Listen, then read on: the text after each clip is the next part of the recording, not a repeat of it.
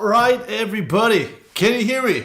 Is this working? This is the first live stream ever on this channel, meaning I'm not quite sure how all of this is working here. I hope everything is in sync. Can you hear me alright? Is video and audio in sync? Let me know in the chat. I can see here over there the chat if everything's happening. And if you have a question or two, I'm gonna answer it right now, here, live, you, me, in my room, as you usually know it from all my YouTube videos. I wanted to do this for a long time, but never quite had the time, but it was a boring Sunday night, and I was like, maybe today's the day. So today, let's do this. I'm looking over here to see your comments. I probably need to get a better setup for that, but I can see Richard Ween is already saying, sounds good, man, perfect volume. Nice, it's good to hear. Hey everybody, hey Jay from Australia, nice to see you.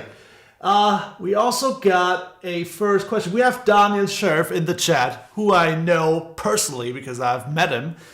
We have Maciej from Poland. I hope I pronounced that correctly. If I butchered it, I'm sorry. And we have a first question by Richard. What's your opinion on the best order for fuzz, distortion, overdrive? That's a pretty big question, I would say. Opinion on the best order for fuzz, distortion, overdrive. I'd say on my board down here, so what you can hear here.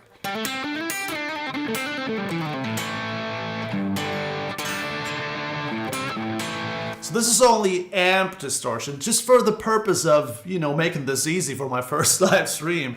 I'm using the Fractal FM9 right now with, I think it's a Cameron amp or something like that, who I think copied Bogner amps, so it's all a Marshall at the end of the day. But I think that this is just, just the Cameron in my Fractal.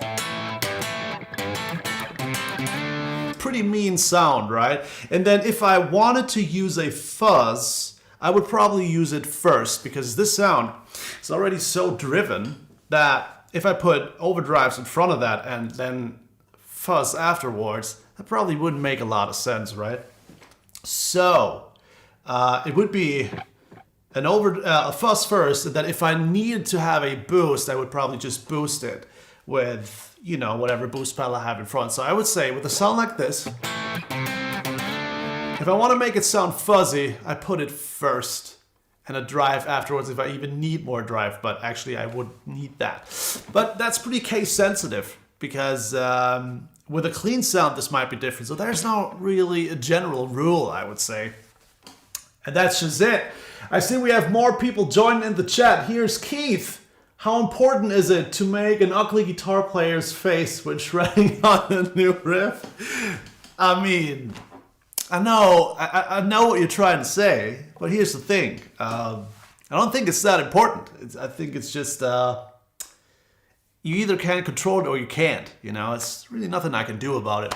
I think it's always funny when people insinuate I do that on purpose to, what purpose actually?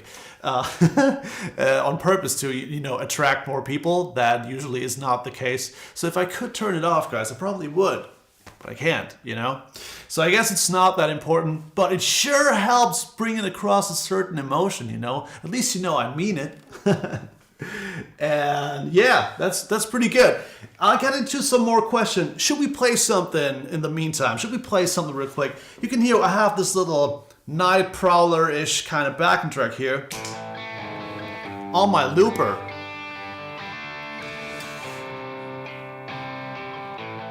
And what that is basically, it's like a... So it goes from an A to a G to a D to a C. So it's a perfect backing track to practice your pentatonic runs. That's what I'm doing, and that's what I've done in the intro. Let's do this one more time. So check this out. We start here.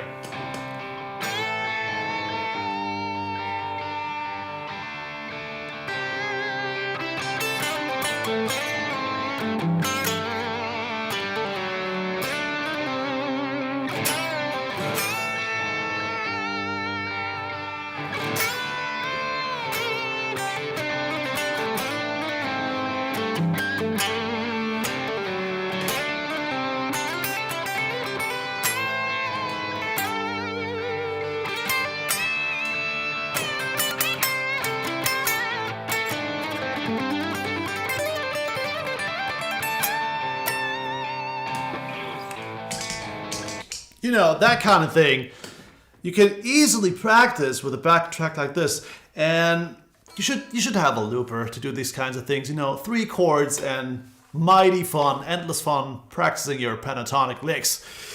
All right, do we have some more comments here? Jay is saying sounds better with facials. Hey, if you think so, that's great. I really don't have an opinion on that. Right, what else do we have? Salutations from Kiel. Any plans to visit Baden-Württemberg? So, being from Germany, I know Baden-Württemberg. It's in the south. I'm from Bavaria originally, but I visited Baden-Württemberg many times, so greetings. What's next here? What looper do you use? Good question, Paolo. I'm using a TC Electronics Ditto, and I think it costs like 69 bucks or something. And I have it in my affiliate links in any other description box in any other video. The Ditto looper is pretty good because it does exactly what you need it to do. You can loop and stack tracks on each other, on top of each other, and then you can just adjust the volume. So it has one knob and one switch. That's pretty much all you need. I use the Ditto looper for pretty much all my looping videos that you've seen on my channel. Often it's just a Ditto looper, except when I have a drum track and a bass track going in the background. Then I'm looping in Logic in my digital audio workstation. But the Ditto looper is great. The Boss RC5 is great too. You can't really go wrong with loopers. They're so simple. So whatever you're getting, you're already winning because it's a lot more fun doing this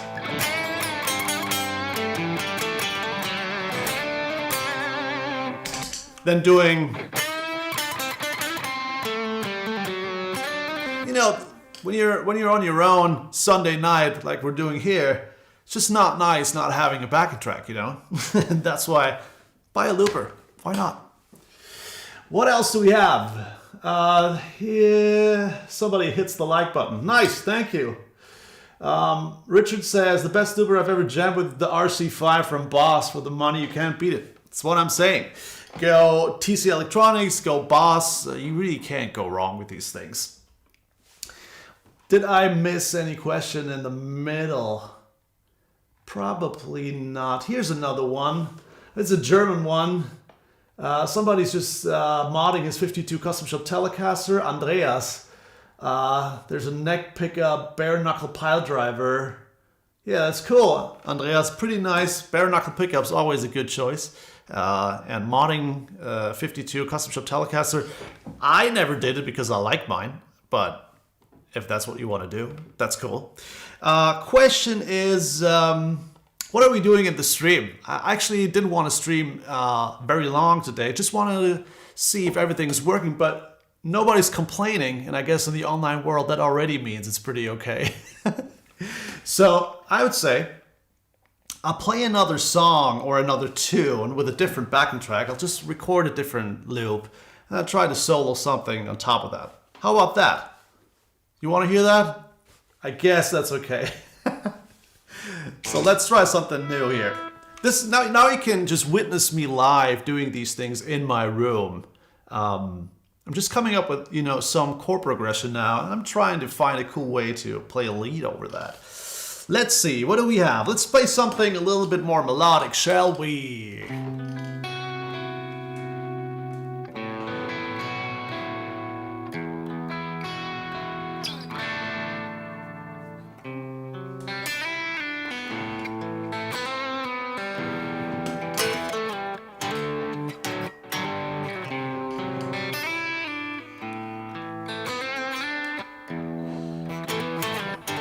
Let's try that.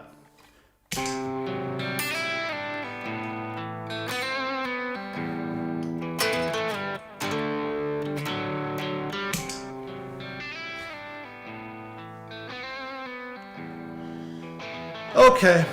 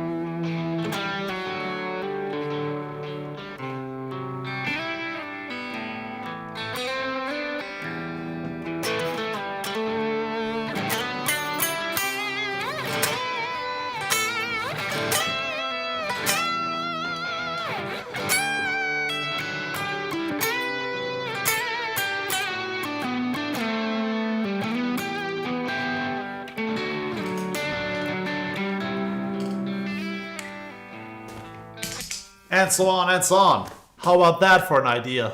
Sunday late night. What do we have here? The stream is a success, says Roy Gaber. Thanks, Roy. Hola, Alejandro. Hey, what's up, man?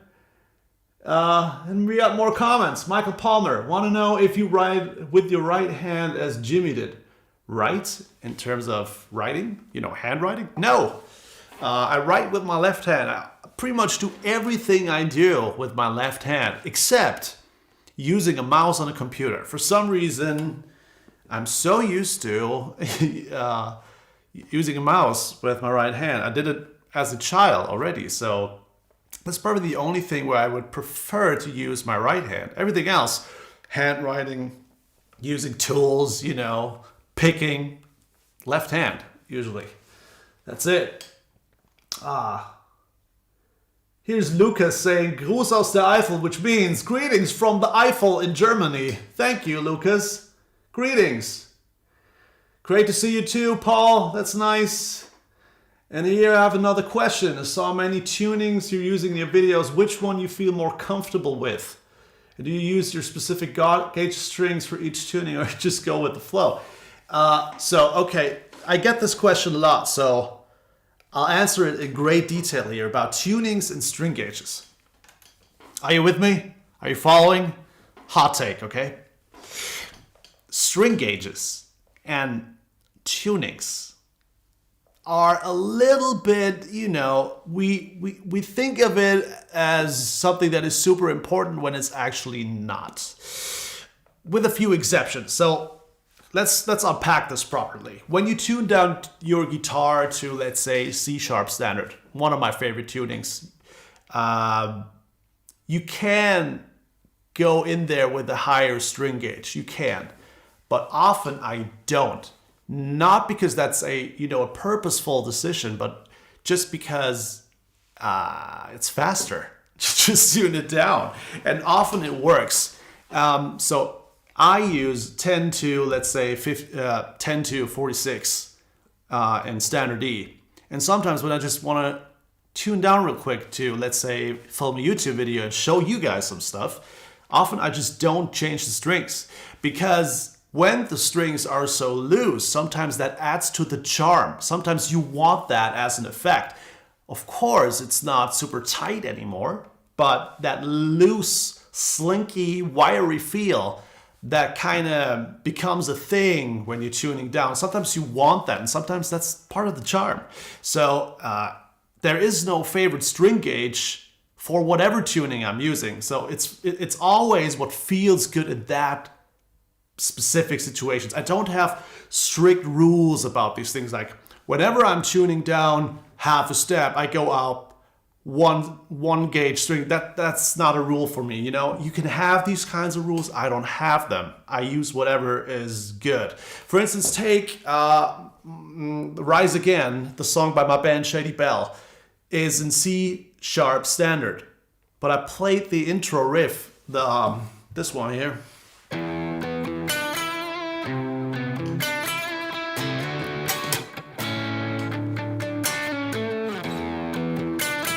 Now we're in standard E, but I played this in C sharp standard with a regular set of 10s on. Just because that's exactly what sounded good. And I didn't need it to be super tight in the bass strings because it's not a chuggy song where you're going like... You don't do that in Shady Bell, you know? So, regular set of 10s in C sharp, for instance, can be super cool if you like the sound. So, don't be too strict with yourselves with these rules about string gauges. But of course, when you need to have a tight bottom end because you're in metal, for instance, you want to play.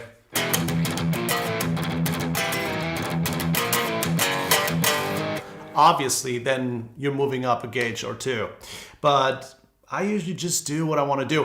And when it comes to comfortable tunings, I'm comfortable with C sharp standard. I'm comfortable with drop B or dropped B if the tuning police is in the chat. The Soundgarden tuning. I'm familiar with open B. I like it, but I think my most mostly used tuning would probably be just a standard tuning in E flat, because that's what I mostly use when I'm just, fooling around in here. Shady Bell uses a lot of C# standard. Yeah, that's pretty much it. But I can feel comfortable with pretty much every tuning if I just put my mind to it. All right. Do we have more questions? I was wondering what your thoughts are on getting sounds you could get out of some more weird guitar pedals like Fuzz Factory or Plasma Coil, being a user of modelers. To be honest, I'm not sure what the Plasma Coil is. The Fuzz Factory I obviously know. I don't have it here. But sometimes I use some pretty nice fuzz things into a POG, or the other way around, the POG into a nice fuzz. For instance, the Boss FZ2 from the 90s. I have it over here. You can't see it, but it's a great fuzz pedal. I use it a lot. Pretty good sound. I like to do that sometimes, but it's not my go-to sound to go all crazy with different fuzzes. But sometimes it's definitely fun. John Delamere says, "Hey Joey." Hey John, what's going on? How you doing? Where are you calling from? It's so weird to have like an instant response to you guys, because usually you upload a video and then a couple days later I go through the comments and I see what you guys have written. But now I'm just talking, I get an immediate response. It's like we're in one room together, guys. Super nice, right? Do you have any more questions? Yes, it was Battery. Do you like me riffing on some Metallica?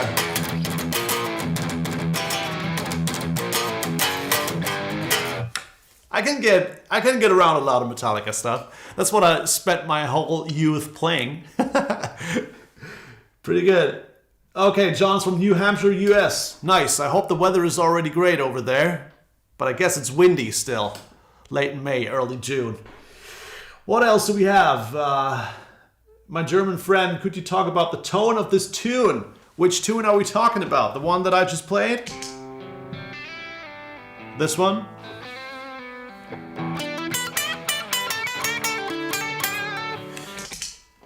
This is basically just me plugging into a Fractal FM9 just for the sake of this live stream into a Cameron amp. I've never played a real Cameron amp in my life. Just clicked on something like I usually do. That's another thing. That's another thing that's maybe worth sharing. I don't put that much thought into presets you're hearing on YouTube as you may think I do. I basically go for something that sounds good fast. So I click on a couple presets. I do have a couple of my own presets, but I'm never afraid to just click into some preset, and if it sounds good, it sounds good. And it just happens to be a Cameron amp this time with my signature Joey Jones, Nick Huber Junior kind of guitar, which I love, which is an absolute blast. Okay, any more questions? Any new Shady Bell tracks on the way? Yeah. Sure. But I'm not sure when they will drop. You guys need to understand that Tim, the singer, has family, has 4 kids. He has a lot of stuff on his plate. And he needs to sort out certain things, and he has a tough schedule because, like, he is in 2 bands and has 4 kids, and musicians live always busy, you know. So I always have to line up schedules with him. So there will be new tracks, but might take a month or 2 or even more. Let's see if we get another release in this year. All right. Do we have more questions, or is that it? What do we have? Alejandro, the tune of the reel of Grandpa. The Grandpa reel. I don't really remember what I did there. I know I still know the riff, but I'm not sure what I did there. I know it had to do with fuzz and octaves and stuff, but it was one of those creations where I just did an afternoon and had some creativity, I guess, and I just clicked on a couple pedals. I would have to check. And I'm not great at documenting these things, so I would probably have to judge by ear. Listen back to it and judge by ear. I'm not sure, but it probably had to do with some semi-driven amp tone, British probably. The Boss FZ2, I would imagine, and maybe a POG, the electroharmonics part for a lower octave. Right. Okay. I would say I'll play you out. I think this is enough of a first Joey Jones live stream, and in the future more people can join if they want to.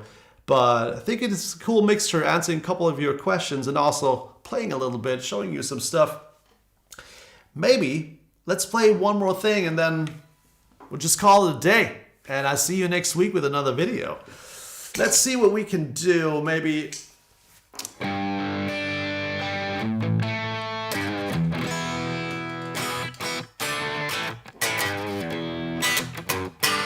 yeah, let's play something a little bit more funky. Last one was very slow, so let's try something like, I don't know. Let's say...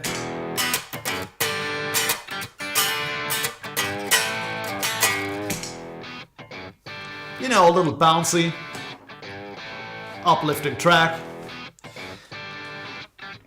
Let's add a little delay. Let's maybe add a boost. Let's boost that sound. Here we go.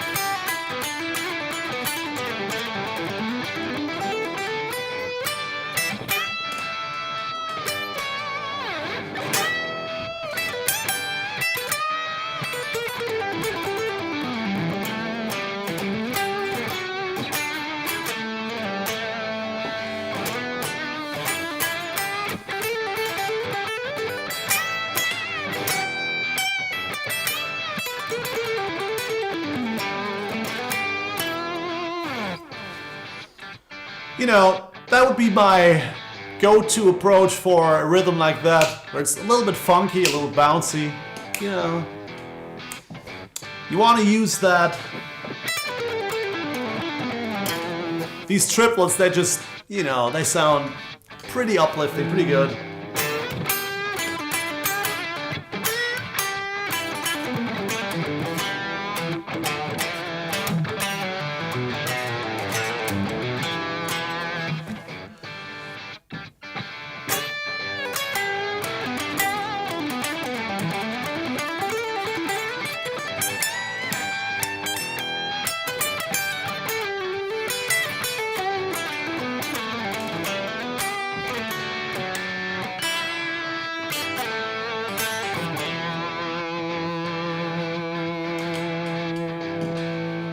Yeah, something like that. What do we think? Thanks, Guitar Paul, for the little, you know, for the little tip.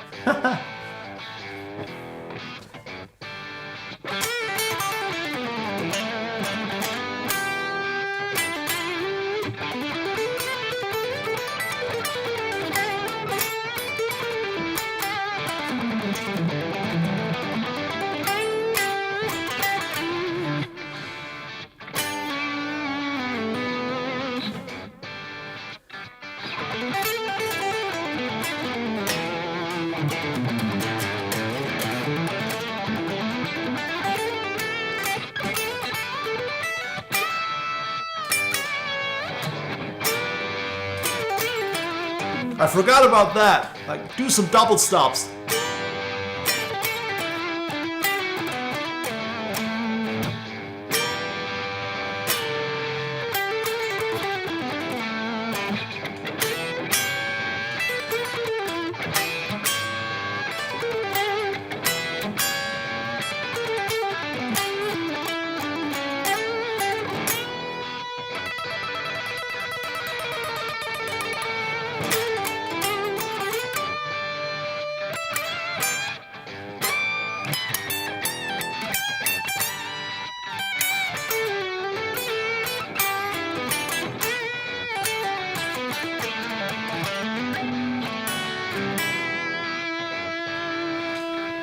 Little sloppy. Sorry, guys. I think that's good enough for a first live stream, right? I want to thank everybody for joining in today. Let's see if we got any closing questions. Thank you so much. Roy, thank you so much. Very, very nice. Thank you. A live workshop would be great. I mean, real old school live. Yeah, man, maybe someday, if this becomes a thing, if you enjoy this, joining in live, just you guys and me in my room, we could definitely do that. Joey goes to 11. Thank you so much. Great. All right. Guys, in case, let's see, I just want to make sure I didn't miss any question, because if you guys joining in, if you guys take your time, I want to make sure to answer your questions. Cheers from Normandy in France. Merci. Merci beaucoup. Let's see. Is there any more questions? Go to delay time setting. Not really. It depends on the tempo of the song and the overall feel. Go with whatever you want to do. There are no rules. There was another Nick Huber question. About the Nick Huber guitars, are you able to tell the price range of their guitars?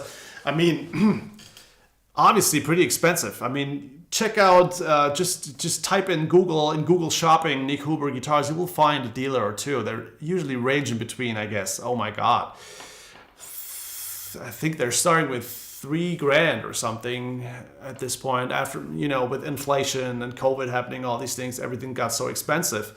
I think they're starting at $3,000. Definitely not at all cheap, but worth every penny, guys. These guitars are perfect, and I love to play them every day. So definitely something you need to save some money for. I did. I know I saved for my first Nick Huber guitar. I think I saved more than 2 years for that. But it was well worth it. I would do it again. I can tell you nowadays I would do it again.